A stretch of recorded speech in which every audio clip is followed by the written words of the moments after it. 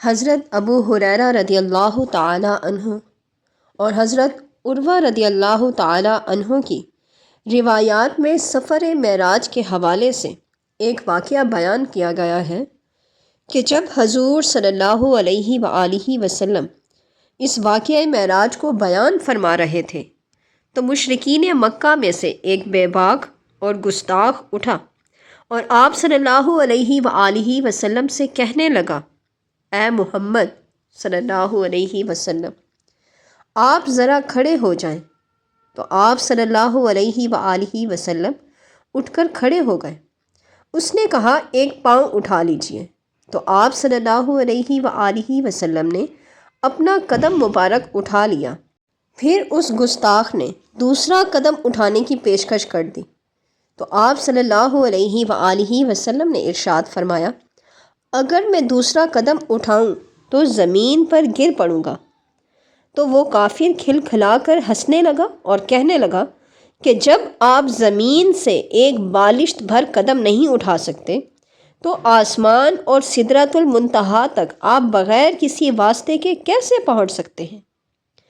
لیکن چونکہ اس کا یہ سوال بطور استہزاء اور لایعنی تھا، اس لیے آپ صلی اللہ علیہ وآلہ وسلم کے چہرہ مبارک پر غصے کے آثار نمایاں ہوئے اور جھڑکتے ہوئے ارشاد فرمایا کہ حرم شریف سے نکل جاؤ اور حضرت علی کرم اللہ وجہ الکریم سے جا کر اس کا جواب پوچھ لو۔ تو وہ گستاخ سٹ پٹایا اور فوراً مسجد سے نکل کر حضرت علی کرم اللہ وجہ الکریم کے پاس گیا اور وہی بیہودہ سوال آپ رضی اللہ تعالی عنہ سے پوچھا۔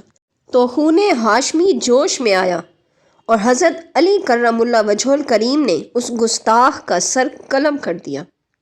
تو اس پر لوگوں میں چہمگائیاں شروع ہو گئیں، تو کہنے لگے، حضور صلی اللہ علیہ وآلہ وسلم نے اسے قتل کرنے کا حکم نہیں دیا تھا، بلکہ اس کا سوال جو تھا اس کا جواب دینے کے متعلق آپ سے ارشاد فرمایا تھا، تو آپ رضی اللہ تعالی عنہ نے اسے کیوں قتل کر دیا؟